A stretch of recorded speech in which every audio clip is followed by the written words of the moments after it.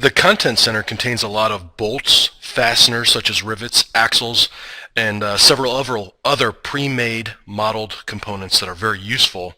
And to do this in assembly mode, go to Place, drop down to Place from Content Center.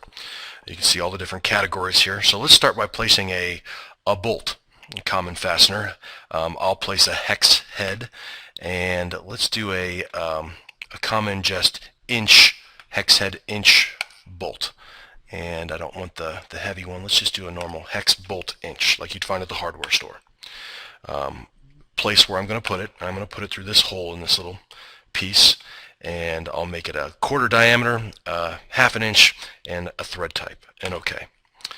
And I'll just place one.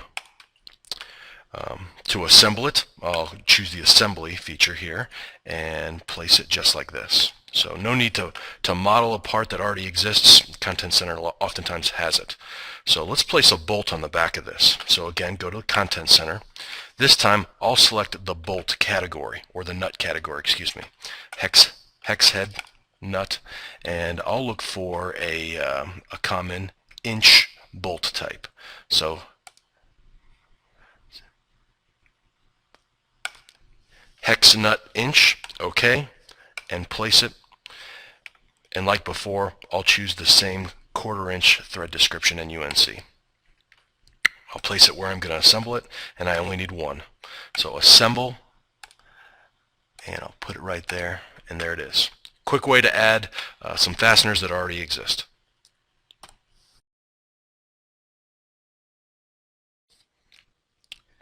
This hinge assembly is a good example of bottom-up modeling.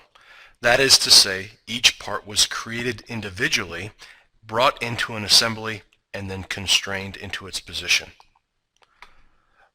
Another type of modeling is called top-down. Here, we place or create new components that we haven't made yet, new parts. These parts are just like any other parts and require their own name and have an IPT file extension. Here, I'll call it a puzzle part. New parts can be placed and dimensioned in place using the existing geometry of other parts. In this case, trying to draw a piece to fit into this hole separately would be extremely difficult. However, I can create a new sketch of this part using a plane from the other part. I can even project the edges of that part, which allows me to offset and create a new piece of geometry very quickly, referencing the geometry of the other part.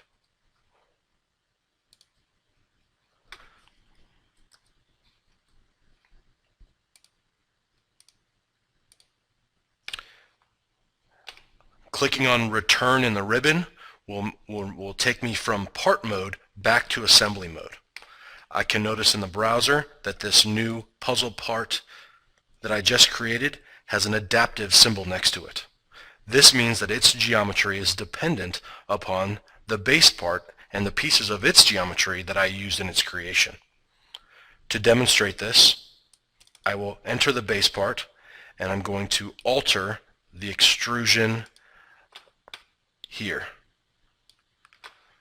I'm going to finish sketch, and you'll notice that, and I'll change my view, that the puzzle part now doesn't fit, but when I return to the assembly mode, because of its adaptive nature, it automatically fits or alters.